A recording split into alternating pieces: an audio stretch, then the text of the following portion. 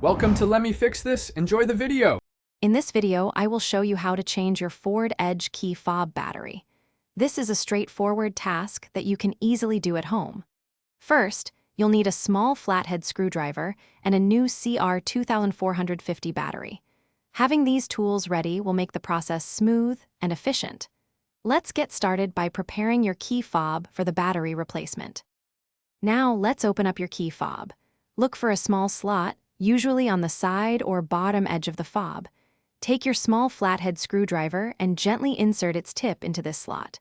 With a slight twist, the two halves of the key fob should begin to separate. Be careful not to apply too much force, as the plastic casing can be delicate. Once it's open, you'll see the internal components. With the key fob open, you'll see the old battery. Before removing it, take a quick mental note of its orientation, specifically which side is facing up. This is usually the positive side. Gently pry out the old CR2450 battery.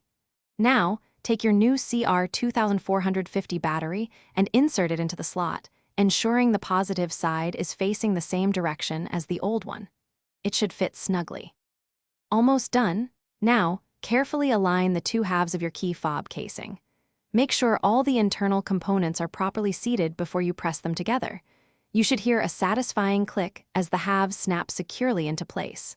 Once reassembled, take a moment to test your key fob with your forward edge to ensure everything is working correctly.